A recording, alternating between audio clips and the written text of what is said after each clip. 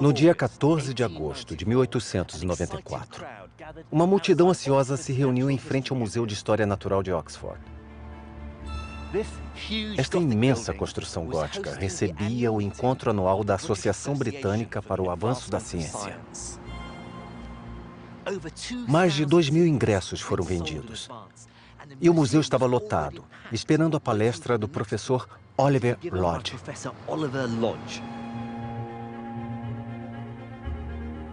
Esse nome pode não ser muito conhecido hoje, mas as descobertas que ele fez poderiam tê-lo deixado tão famoso quanto outros grandes pioneiros da eletricidade. Homens como Benjamin Franklin, Alessandro Volta ou ainda o grande Michael Faraday. Inconscientemente, ele deu início a uma série de eventos que revolucionaram o universo vitoriano de latão e linhas telegráficas. Essa palestra marcou o nascimento do mundo elétrico dominado pelo silício e pelas conexões sem fio.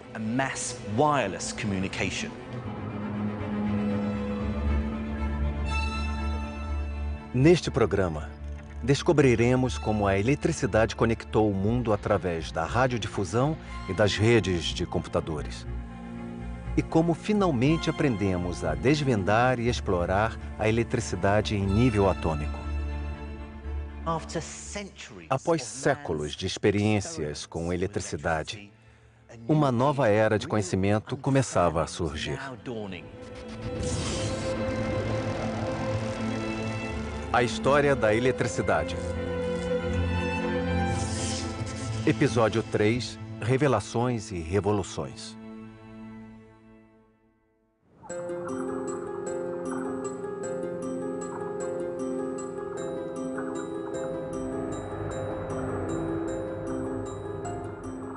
Essas lâmpadas não estão ligadas a nenhuma fonte de energia. E mesmo assim acendem. É o efeito invisível da eletricidade. Um efeito que não se limita aos fios que ela percorre. Na metade do século XIX, uma grande teoria foi desenvolvida para explicar como isso acontecia. A teoria diz que, ao redor de toda a carga elétrica, e tem muita eletricidade sobre a minha cabeça, há um campo de força. Estas lâmpadas fluorescentes só acendem porque estão sob o efeito do campo de força daqueles cabos de tensão.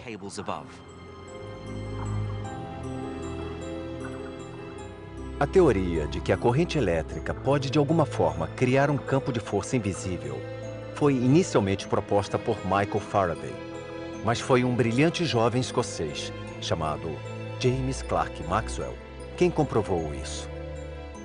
E não com experiência, mas com matemática. Isso era muito diferente da maneira típica do século XIX de entender como o mundo funciona, que era basicamente como um mecanismo físico.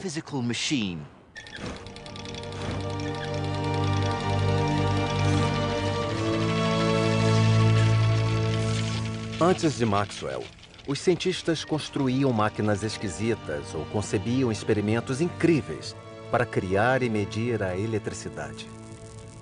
Mas Maxwell era diferente. Ele se interessava por números. E sua nova teoria, além de revelar o campo de força invisível da eletricidade, mostrou como manipulá-lo. Essa foi uma das descobertas científicas mais importantes de todos os tempos. Maxwell era matemático e dos bons, e via a eletricidade e o magnetismo de um jeito novo. Ele expressou isso em equações matemáticas bem compactas. O mais importante é que essas equações mostram a eletricidade e o magnetismo como coisas interligadas e que acontecem em ondas.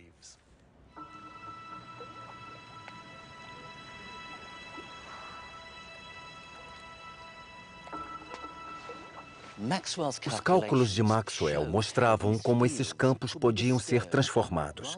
Por exemplo, tocando a superfície da água com o dedo. Ao mudar a direção da corrente elétrica, cria-se uma marola, ou onda, nesse campo elétrico e magnético.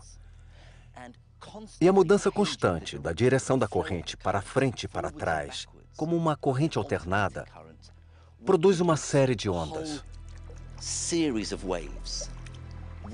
Ondas que carregam energia.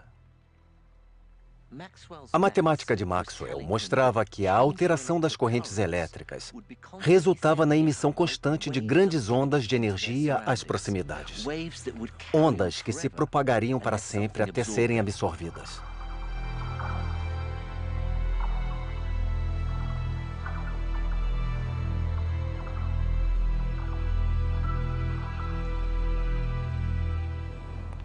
A matemática de Maxwell era tão avançada e complexa que só algumas pessoas a entendiam na época. E apesar de ainda ser apenas uma teoria, ela inspirou um jovem físico alemão chamado Heinrich Hertz. Hertz decidiu se dedicar à criação de um experimento que comprovasse a existência das ondas de Maxwell. E aqui está. Este é o sistema original de Hertz. E sua beleza está em sua simplicidade. Ele gera uma corrente alternada que percorre estas hastes de metal e uma faísca salta pelo espaço entre estas duas esferas. Então, se Maxwell estivesse certo, essa corrente alternada criaria uma onda eletromagnética invisível que se espalharia no ambiente. Se colocar um fio no caminho da onda, o campo eletromagnético desse fio mudaria, induzindo uma corrente elétrica no fio. Então Hertz construiu este anel de fio, um receptor que ele podia colocar em lugares diferentes da sala para tentar detectar a presença da onda. E para tal, ele deixou um espaço bem pequeno no fio, onde haveria faísca caso houvesse uma corrente no fio. Como a corrente era muito fraca, a faísca era muito sutil. E Hertz passou a maior parte de 1887 em um quarto escuro, olhando fixamente por uma lente para tentar detectar a presença dessa tênue faísca.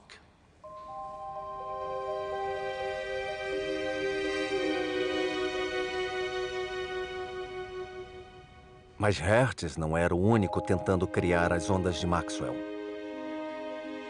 Na Inglaterra, um jovem professor de física chamado Oliver Lodge estava fascinado pelo tema há anos, mas não tinha tempo para criar experimentos que comprovassem a teoria. Um dia, no início de 1888, ao montar um aparelho de proteção contra raios, ele notou algo diferente. Lodge percebeu que, ao montar o equipamento e enviar uma corrente alternada em torno dos fios, ele via seções brilhantes entre os fios. E com um pequeno ajuste, ele viu essas seções formarem um padrão. O brilho azul e as faíscas elétricas aconteciam em seções distintas, separadas uniformemente pelos fios. Ele percebeu que eram os picos e as depressões de uma onda. Uma onda eletromagnética invisível. Lodge provou que Maxwell estava certo. Finalmente, sem querer, Lodge criou as ondas eletromagnéticas de Maxwell em torno dos fios.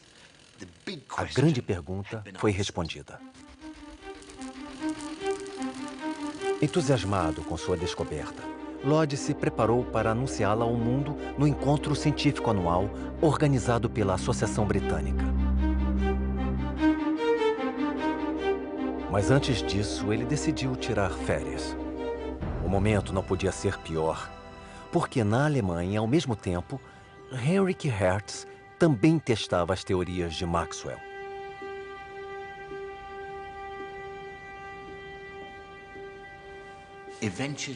Finalmente, Hertz encontrou o que procurava, uma faísca minúscula. E ao colocar o receptor em lugares diferentes da sala, ele pôde mapear a forma das ondas produzidas pelo sistema. Ele verificou cada cálculo de Maxwell cuidadosamente e os testou de forma experimental. Foi uma façanha da ciência experimental.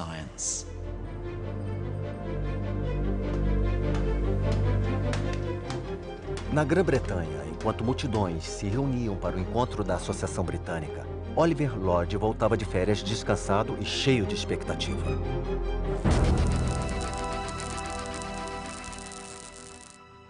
Lodge pensou que aquele seria seu momento de glória, quando ele anunciaria a descoberta das ondas de Maxwell.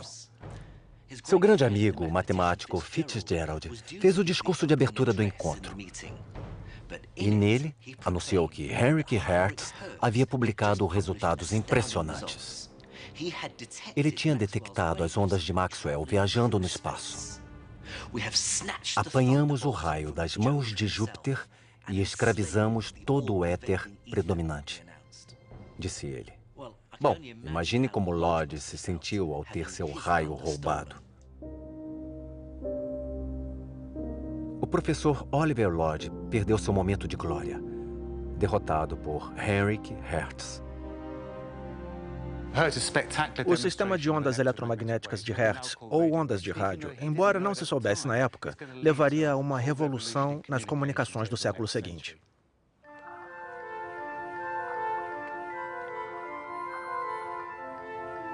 A teoria de Maxwell mostrou que cargas elétricas podem criar campos de força ao seu redor, e que as ondas se propagam nesses campos como em um lago.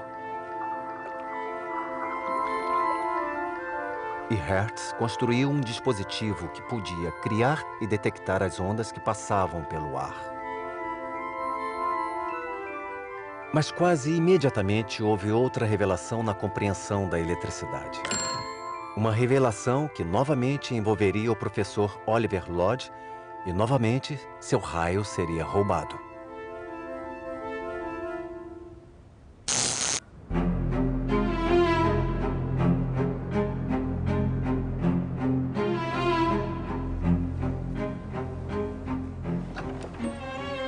A história começa em Oxford, no verão de 1894.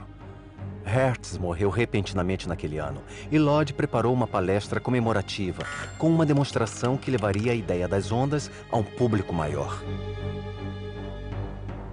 Lodge preparou a palestra, pesquisou as melhores ideias para detectar as ondas e pegou aparelhos emprestados de seus amigos. Ele fez grandes avanços na tecnologia projetada para detectar as ondas. Este dispositivo gera uma corrente alternada e uma faísca neste espaço. A corrente alternada emite uma onda eletromagnética, como Maxwell previu, que é captada pelo receptor, acionando uma corrente elétrica muito fraca entre estas duas antenas. Isso foi o que Hertz fez. A contribuição de Lodge aqui foi acrescentar este tubo com limalha de ferro. A corrente fraca passa pela limalha, forçando-a a se aglutinar. Quando isso acontece, um segundo circuito elétrico é fechado e a campainha dispara. Então, se eu aperto o botão deste lado, ele dispara a campainha no receptor. E isso acontece sem ligação entre eles, como mágica.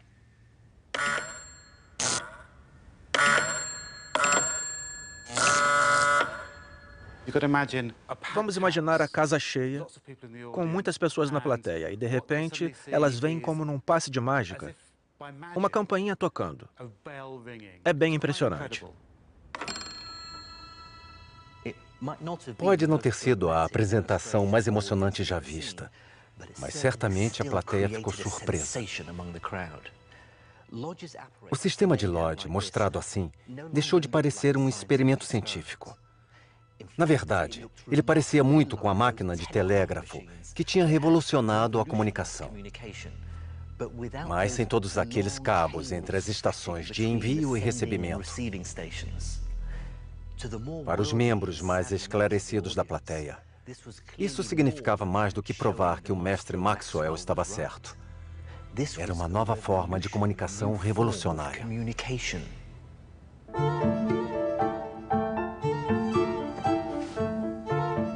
Lodge publicou suas anotações sobre como as ondas eletromagnéticas podiam ser enviadas e recebidas usando suas novas técnicas.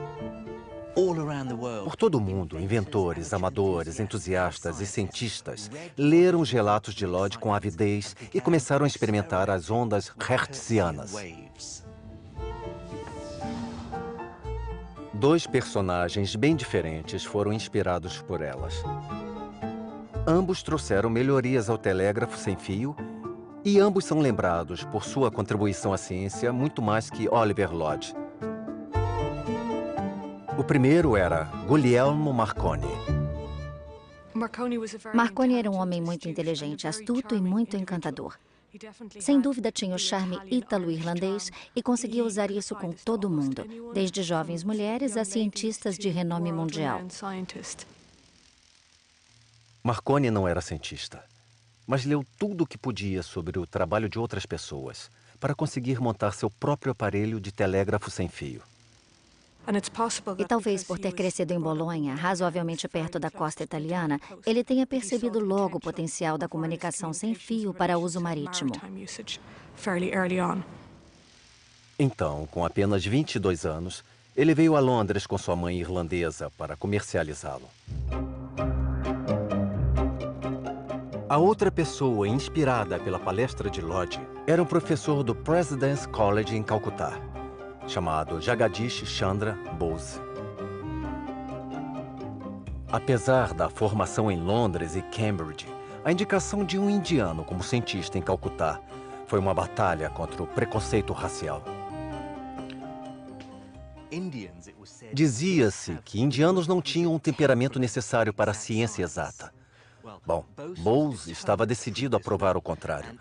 E nestes arquivos podemos ver como ele começou a trabalhar rápido. Esta é a ata do 66º encontro da Associação Britânica em Liverpool, setembro de 1896. E aqui está Bose, o primeiro indiano a se apresentar no encontro da associação, falando sobre seu trabalho e mostrando seu aparelho. Ele construiu e aperfeiçoou o detector descrito por Lodge, porque no clima quente e úmido da Índia, ele percebeu que a limalha metálica no tubo que Lodge usou para detectar as ondas enferrujava e ficava presa. Então Bose teve que construir um detector mais prático usando um fio espiral no lugar. Seu trabalho foi considerado uma sensação. O detector era extremamente confiável e podia funcionar em navios. Então tinha muito potencial para a grande frota naval britânica. A Grã-Bretanha era o centro de uma grande rede de telecomunicações que se estendia por quase todo o mundo. Ela era usada para apoiar uma rede igualmente grande de navios mercantes e de guerra que sustentavam o Império Britânico. Mas Bose, um cientista legítimo, não estava interessado no potencial comercial da comunicação sem fio. Ao contrário de Marconi. Esse era um novo campo de exploração, mas Marconi não era um cientista formado. Então ele via isso de um jeito diferente. E talvez por isso tenha progredido tão rápido. E ele era muito bom em se relacionar com as pessoas necessárias para conseguir realizar seu trabalho. Marconi usou sua influência para chegar ao único lugar com recursos para ajudá-lo.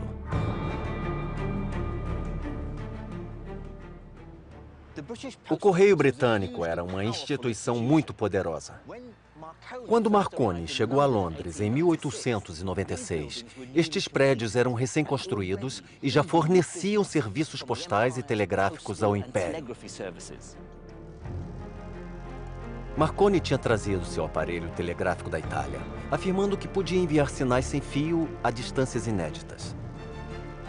O engenheiro-chefe do Correio, William Preece, imediatamente viu o potencial da tecnologia. Então Preece ofereceu a Marconi os recursos financeiros e de engenharia do Correio. E eles começaram a trabalhar lá em cima, no telhado. A antiga sede do Correio ficava bem ali. E entre este telhado e aquele, Marconi e os engenheiros do Correio praticavam enviar e receber ondas eletromagnéticas. Os engenheiros ajudaram a melhorar o sistema. Então Preece e Marconi, juntos, O apresentaram às pessoas influentes do governo e da marinha. Neste local, Marconi realizou a primeira transmissão pública de sinais sem fio. Mas Preece não sabia que, enquanto ele anunciava orgulhosamente a parceria entre Marconi e o Correio, Marconi fazia planos nos bastidores. Ele solicitou a patente britânica sobre todo o ramo de telegrafia sem fio e planejava abrir sua própria empresa. Quando a patente foi concedida, o mundo desabou na comunidade científica.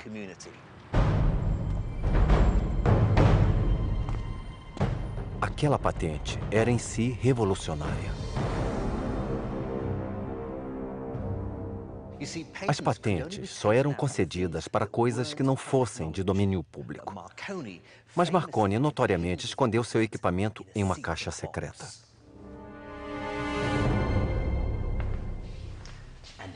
Aqui está. Quando a patente foi finalmente concedida, Marconi abriu a caixa com bastante cerimônia. Todo mundo queria ver as invenções que ele guardava. Baterias formando um circuito. Limalha de ferro no tubo para fechar o circuito e disparar a campainha. Nada que não tivessem visto antes. E mesmo assim ele patenteou tudo. A razão de Marconi ser famoso não é por causa da invenção. Ele não inventou o rádio, mas aprimorou e criou um sistema. Lodge não fez isso. E por isso nos lembramos do Marconi e não nos lembramos do Lodge.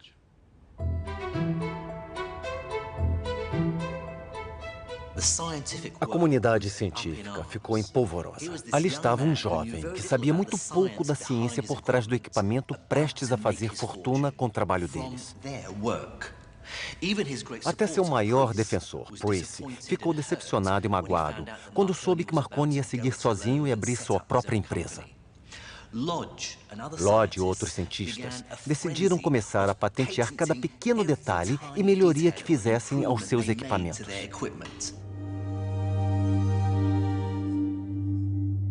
Esse novo ambiente chocou Bose quando retornou à Grã-Bretanha.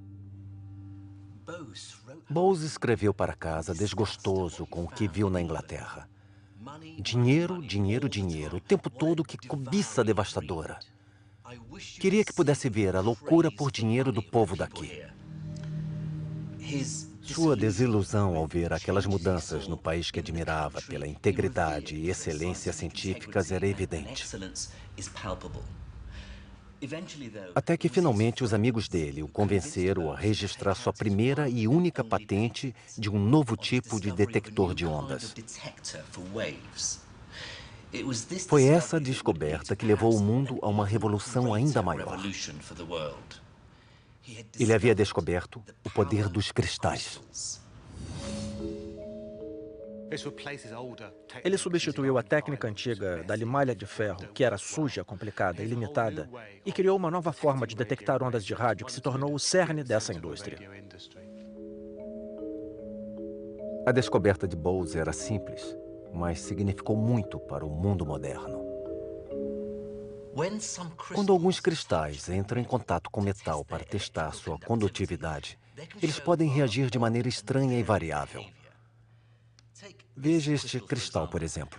Se eu conseguir tocá-lo no lugar exato com a ponta deste fio de metal e depois ligá-lo a uma bateria, ele libera uma corrente bem significativa. Mas se eu inverter as conexões com a bateria e tentar passar a corrente no sentido oposto, a corrente é bem menor. Não é um condutor de eletricidade, e sim um semicondutor, que foi primeiramente utilizado para detectar ondas eletromagnéticas.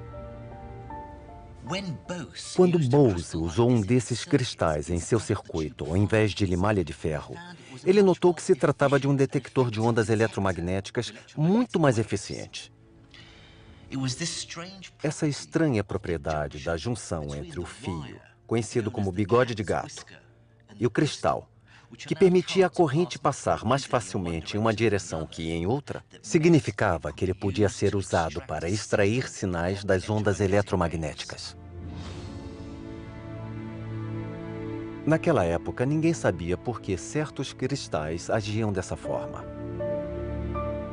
Mas para cientistas e engenheiros, esse comportamento estranho teve um efeito prático profundo e quase milagroso.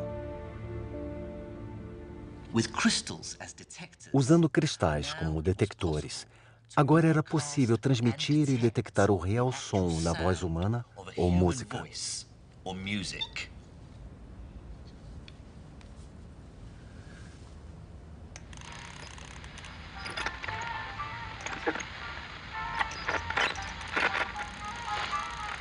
Na palestra de Oxford, em 1894, Oliver Lodge abriu uma caixa de Pandora. Como acadêmico, ele não conseguiu prever que as descobertas científicas das quais fazia parte teriam tanto potencial comercial. A única patente que ele conseguiu registrar, o meio de ajustar o receptor para um sinal de rádio em particular, foi comprada dele pela poderosa empresa de Marconi.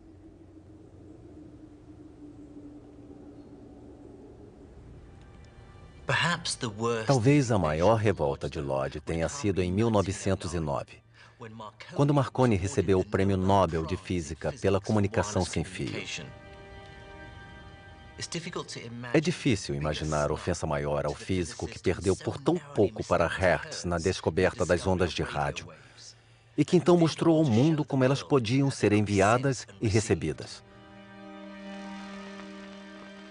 Mas apesar disso, Lodge permaneceu magnânimo, usando a tecnologia de transmissão resultante de seu trabalho para homenagear outros, como ele faz neste filme raro. Hertz fez um grande avanço. Ele descobriu como criar e detectar ondas no espaço, colocando o éter para uso prático, promovendo a transmissão de inteligência de forma a ser aprimorada por muitos outros.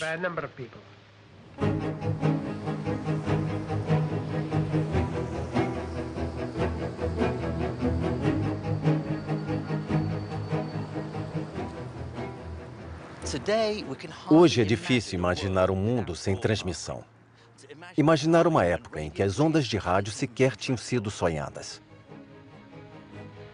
Os engenheiros continuaram a aprimorar e aperfeiçoar nossa habilidade de enviar e receber ondas eletromagnéticas. Mas a descoberta inicial foi essencialmente um triunfo da ciência legítima, de Maxwell, por Hertz, até Lodge.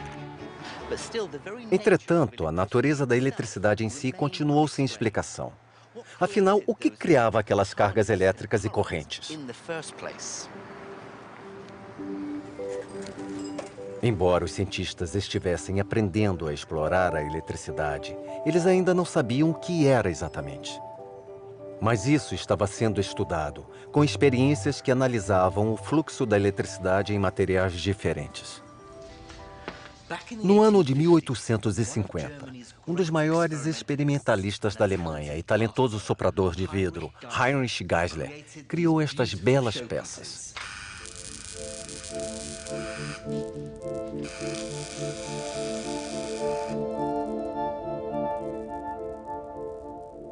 Geissler tirou a maior parte do ar desses tubos de vidro e então inseriu pequenas quantidades de outros gases. A seguir, ele induziu uma corrente elétrica neles, o que resultou em cores incríveis, e a corrente que passava pelo gás parecia tangível. Apesar de projetados apenas para diversão, pelos 50 anos seguintes, os cientistas veriam os tubos de Geissler como uma chance para estudar o fluxo da eletricidade. A ideia era tirar cada vez mais ar de dentro dos tubos. Era possível a corrente elétrica atravessar o nada? Atravessar o vácuo?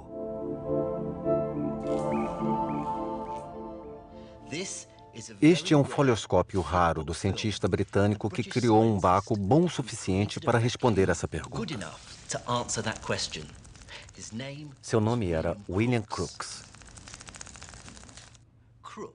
Crookes criou tubos como este e tirou o máximo de ar que podia para chegar o mais próximo possível do vácuo. Ao passar uma corrente elétrica pelo tubo, Ele notou um brilho luminoso nas extremidades. Um feixe de luz parecia atravessar o tubo até chegar ao fundo do vidro. Parecia que, enfim, podíamos ver a eletricidade. O feixe de luz ficou conhecido como raio catódico, e este tubo foi o precursor do tubo de raio catódico usado em aparelhos de televisão por décadas.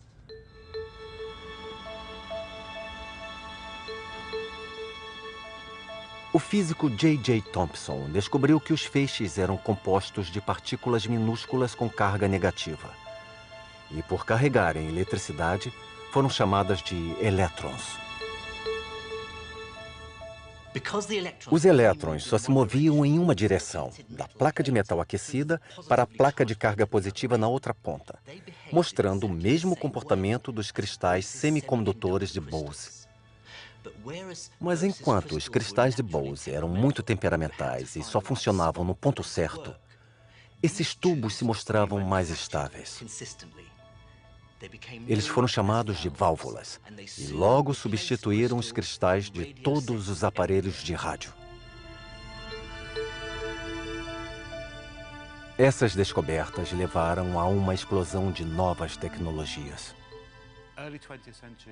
A tecnologia do início do século XX gira em torno de válvulas.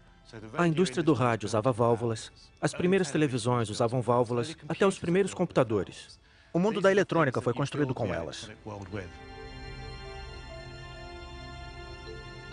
Após descobrirem como manipular elétrons fluindo no vácuo, os cientistas agora queriam entender como eles fluíam em outros materiais.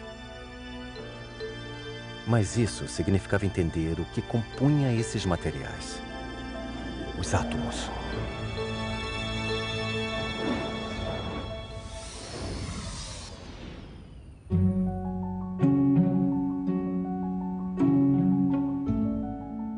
Nos primeiros anos do século XX, nós finalmente compreendemos a composição e o comportamento dos átomos.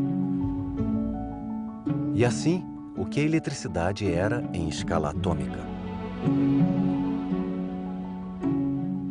Na Universidade de Manchester, a equipe de Ernest Rutherford estudava a estrutura interna do átomo e criava uma imagem para descrever sua aparência. Essa revelação finalmente ajudou a explicar algumas das características mais intrigantes da eletricidade. Em 1913, a imagem do átomo era a de um núcleo central com carga positiva, rodeado por elétrons orbitantes de carga negativa em uma configuração de camadas. Cada uma delas correspondia a um elétron com certa energia. Ao aumentar a energia, um elétron podia ir da camada interna à externa. Mas a energia tinha que ser exata. Caso contrário, o elétron não faria a transição. O aumento era geralmente temporário, e o elétron então voltaria à sua camada original. Ao fazer isso, ele tinha que liberar o excesso de energia, emitindo um fóton. E a energia de cada fóton dependia do comprimento da onda, ou do que vemos, a cor. Compreendendo a estrutura dos átomos, poderíamos explicar os grandes espetáculos de luz da natureza. Assim como nos tubos de Geissler, o tipo de gás que a eletricidade atravessa define sua cor. O raio tem um tom azul por causa do nitrogênio na nossa atmosfera. Mais alto ainda, os gases são diferentes, assim como as cores dos fótons que eles produzem, criando as maravilhosas auroras.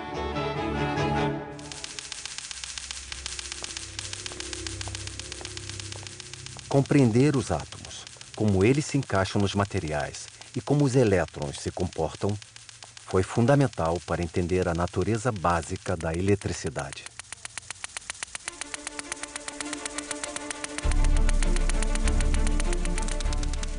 Esta é a máquina de Wimshurst, usada para gerar carga elétrica. Os elétrons são friccionados nesses discos e iniciam um fluxo de eletricidade pelos braços de metal da máquina. Os metais conduzem eletricidade porque os elétrons estão mais soltos nos átomos e mais livres para se mexer e criar eletricidade. Já os isolantes não conduzem eletricidade porque os elétrons estão mais conectados aos átomos e não têm liberdade para se mover. O fluxo dos elétrons e da eletricidade através dos materiais foi compreendido. Condutores e isolantes estavam explicados.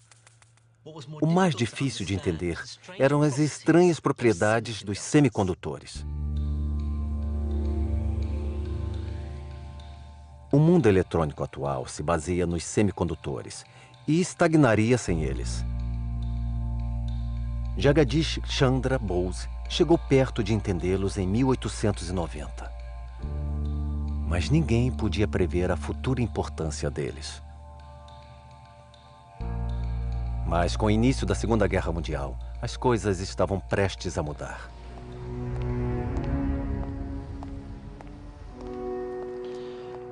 Aqui em Oxford, este laboratório de física recém-construído foi imediatamente concedido à pesquisa de guerra. Os pesquisadores trabalhavam aqui para melhorar o sistema de radar britânico. Este filme é confidencial. A tecnologia dos radares usava ondas eletromagnéticas para detectar a presença inimiga, e com o aumento da precisão, ficou claro que as válvulas não eram suficientes.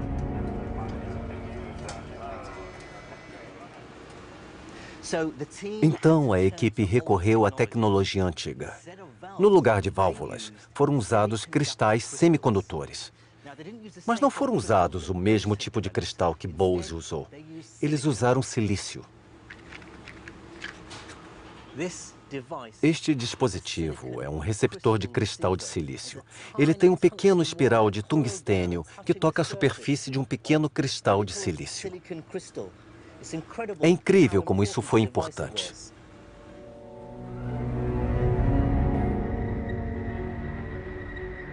Era a primeira vez que o silício era usado como semicondutor. Mas para funcionar, ele precisava ser muito puro. E os dois lados envolvidos na guerra investiram muito para purificá-lo. Na verdade, os britânicos tinham dispositivos de silício melhores. Então, eles já deviam ter algumas bobinas de silício naquela época, enquanto nós tínhamos acabado de começar em Berlim. Os britânicos tinham semicondutores melhores porque tinham a ajuda de laboratórios dos Estados Unidos, especialmente do famoso Bell Labs. E não demorou muito para que os físicos percebessem que, se semicondutores podiam substituir válvulas em radares, talvez eles pudessem substituí-las em outros aparelhos também, como amplificadores. O simples tubo de vácuo, com sua corrente unilateral de elétrons, foi modificado para produzir um novo dispositivo. Ao colocar uma grade de metal no caminho dos elétrons e aplicar uma pequena tensão, produzia-se uma mudança dramática na intensidade do feixe. Essas válvulas funcionavam como amplificadores, transformando um sinal elétrico fraco em um muito mais forte. Um amplificador é uma coisa relativamente simples. Ele transforma uma corrente pequena em algo maior. Mas pensando bem, ele muda o mundo, porque ao amplificar um sinal, você pode enviá-lo a qualquer distância.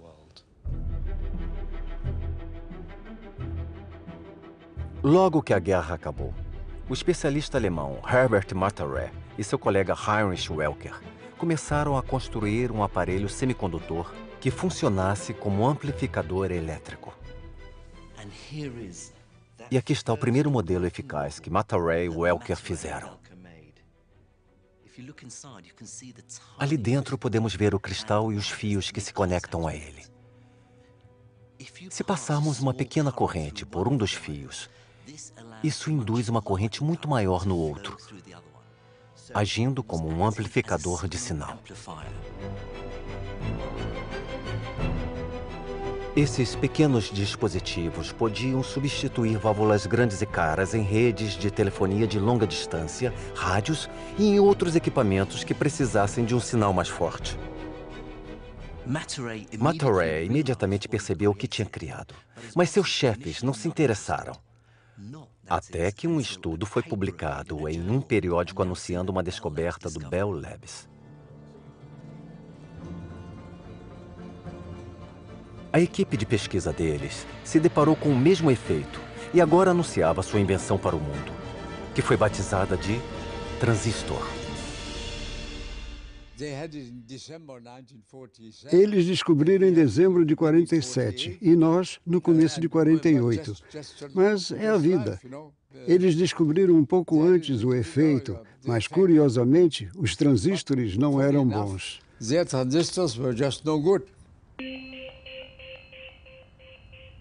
Embora o dispositivo europeu fosse mais confiável que o modelo experimental do Bell Labs, nenhum deles cumpria sua promessa. Eles funcionavam, mas eram delicados demais. Então a busca por um amplificador de sinais mais forte continuou. E o avanço se deu por acaso. No Bell Labs, o especialista em cristal de silício Russell Wall percebeu que uma das barras de silício tinha uma propriedade muito estranha. Ela parecia criar sua própria tensão. E quando ele tentou medir isso usando um osciloscópio, ele viu que a tensão mudava constantemente. A quantidade de tensão gerada parecia variar de acordo com a luz da sala. Quando ele cobria o cristal, a tensão caía. Mais luz e a tensão subia.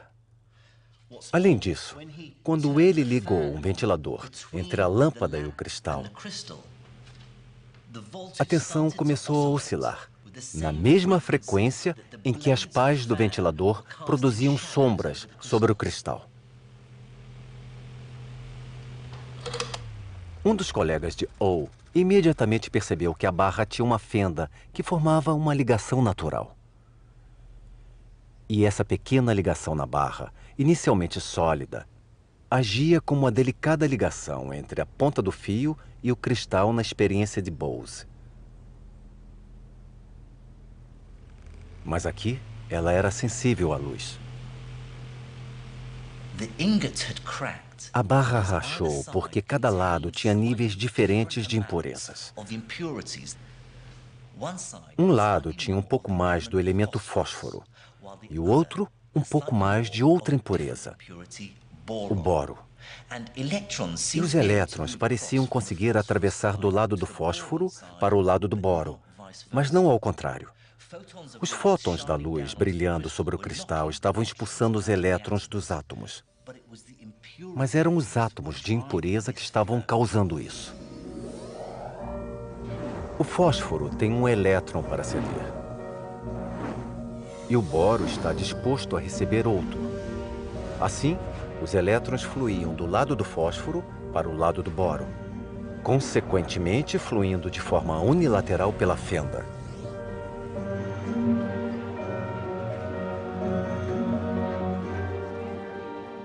O chefe da equipe de semicondutores, William Shockley, viu o potencial dessa ligação unilateral em um cristal. Mas como criar um cristal com duas junções que pudesse ser usado como amplificador? Outro pesquisador do Bell Labs, Gordon Till, estava estudando uma técnica que permitiria exatamente isso. Ele descobriu uma forma de produzir monocristais com um semicondutor germânio. Neste instituto de pesquisa, são produzidos cristais semicondutores do mesmo jeito que Till fazia no Bell Labs. Mas aqui, eles são muito maiores.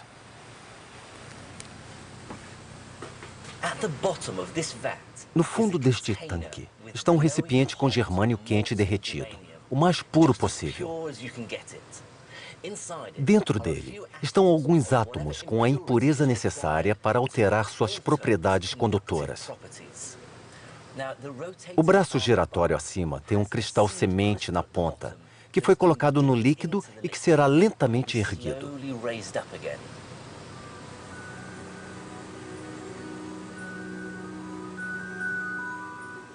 Quando o germânio esfria e endurece, ele vira um cristal comprido abaixo da semente. ele se torna um único e belo cristal de germânio.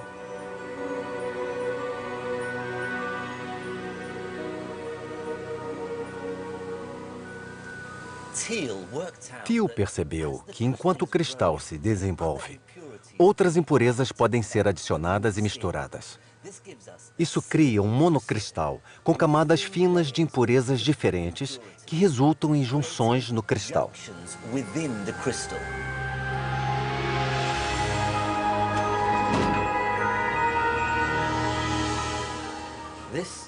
Este cristal com duas junções era o sonho de Shockley. Aplicar uma corrente pequena na seção média fina permite que uma corrente muito maior passe por toda a estrutura.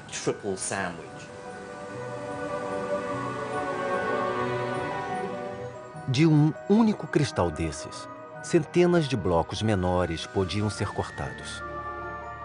Cada um com as duas junções que permitiriam controlar o movimento dos elétrons com precisão. Esses dispositivos mínimos e confiáveis podiam ser usados em diferentes equipamentos elétricos. Os equipamentos eletrônicos de hoje não existiriam sem os microcomponentes. E é engraçado, na verdade, porque quanto menores, mais confiáveis. Todos saem ganhando. A equipe do Bell Labs ganhou o prêmio Nobel por sua invenção revolucionária. E a equipe europeia foi esquecida.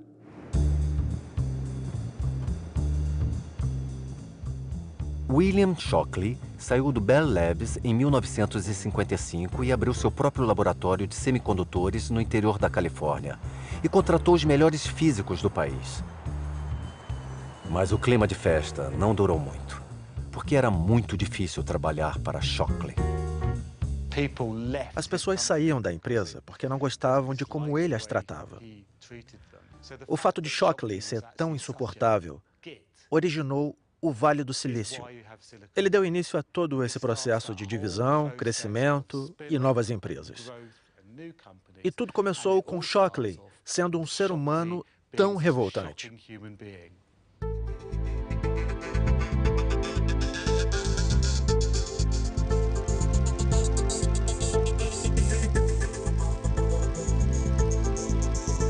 As novas empresas competiam para criar os dispositivos semicondutores mais modernos. Produziram transistores tão pequenos que vários deles podiam ser incorporados a um circuito elétrico impresso em uma única placa de cristal semicondutora.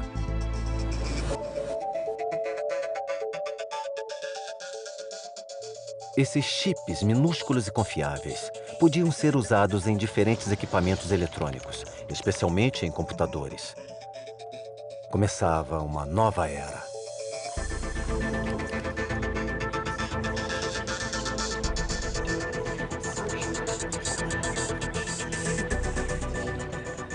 Hoje, os microchips estão em toda parte. Transformaram quase todos os aspectos da vida moderna, da comunicação ao transporte e entretenimento. Mas, em igual importância, nossos computadores se tornaram tão poderosos que nos ajudam a entender o universo em toda a sua complexidade.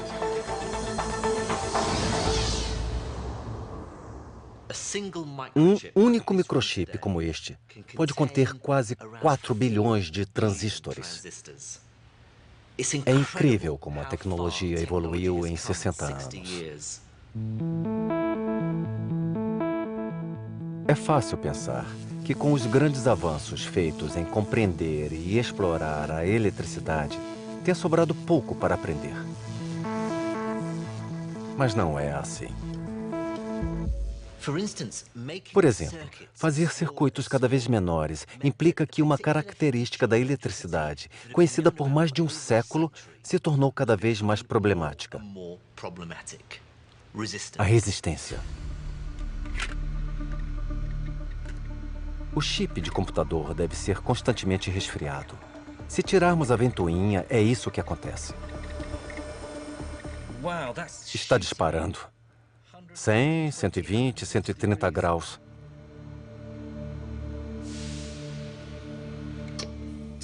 200 graus e apagou.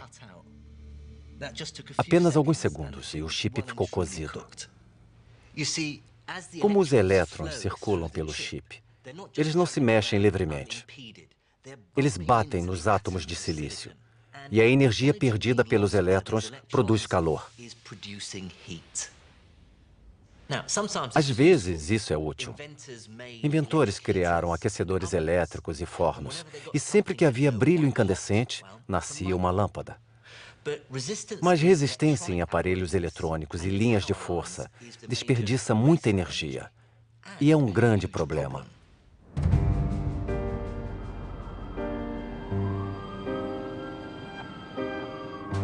Acredita-se que a resistência desperdiça até 20% de toda a eletricidade gerada. É um dos maiores problemas dos tempos modernos. E a busca para solucionar o problema da resistência continua.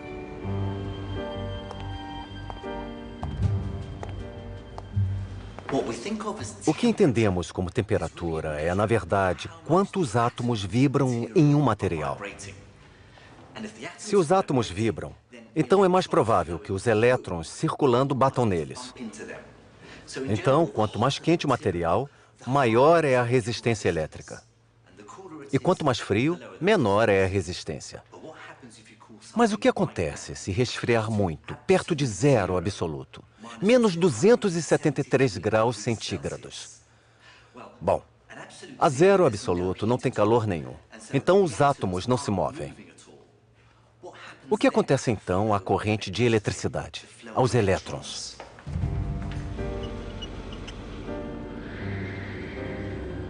Com um aparelho especial chamado criostato, que resfria perto do zero absoluto, é possível descobrir. Dentro desse criostato, na bobina, tem mercúrio, o famoso metal líquido que é parte de circuitos elétricos. Este equipamento aqui mede a resistência do mercúrio. Mas veja o que acontece quando desço o mercúrio para a parte mais fria do criostato.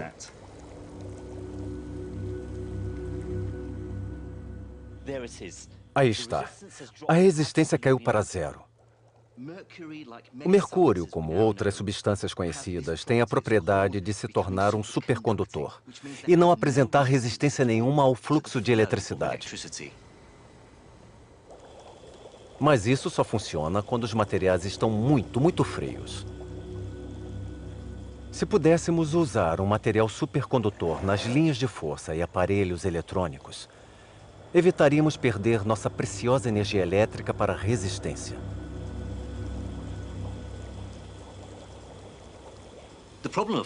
O problema aqui era que os supercondutores tinham que ficar em temperaturas muito baixas.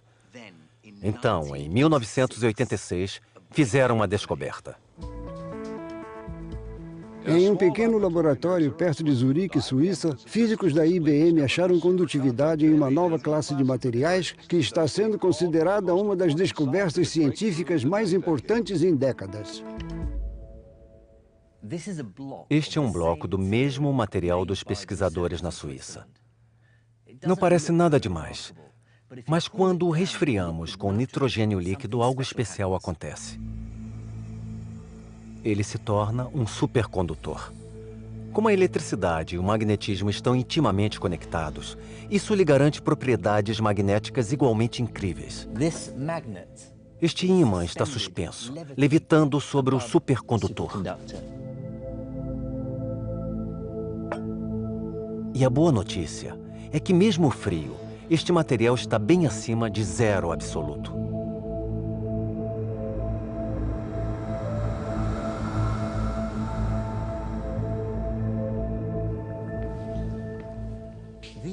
Estes campos magnéticos são tão fortes que, além de aguentar o peso deste ímã, também devem aguentar o meu peso. Eu vou levitar. É uma sensação muito esquisita. Quando este material foi descoberto em 86, foi uma revolução. Além de ninguém o considerar como supercondutor, ele o era a uma temperatura muito maior do que se achava possível. Estamos muito perto de ter supercondutores à temperatura ambiente. Ainda não chegamos lá, mas um dia encontraremos um novo material e o usaremos nos equipamentos eletrônicos para construir um mundo melhor, mais barato e sustentável. Os materiais produzidos hoje com essa propriedade funcionam na temperatura do seu freezer. Mas os teóricos não conseguem explicar esses supercondutores. E sem compreender exatamente, os cientistas são muitas vezes guiados, tanto pela sorte quanto pelo conhecimento científico. Recentemente, um laboratório no Japão fez uma festa, na qual eles combinaram os supercondutores com uma variedade de bebidas alcoólicas. Inesperadamente, eles viram que o vinho tinto melhora o desempenho dos supercondutores.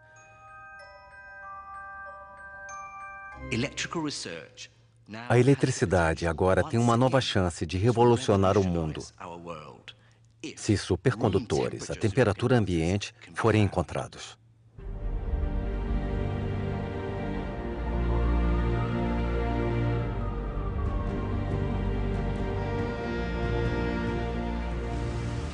Nossa dependência de energia elétrica só está aumentando.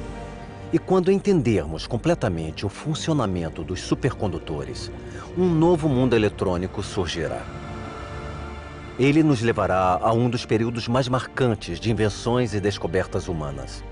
Um novo conjunto de ferramentas, técnicas e tecnologias vão novamente mudar o mundo.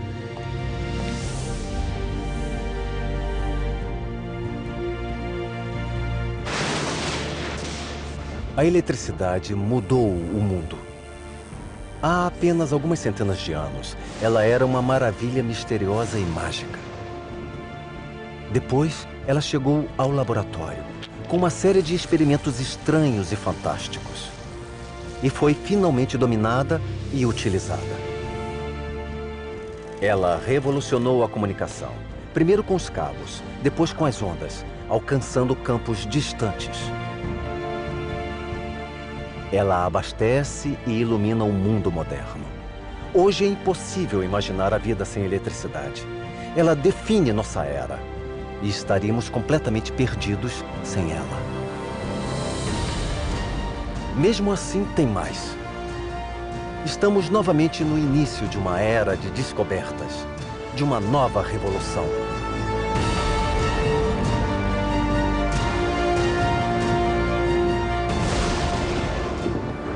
Mas, acima de tudo, tem uma coisa que todos na ciência da eletricidade sabem. Esta história ainda não acabou.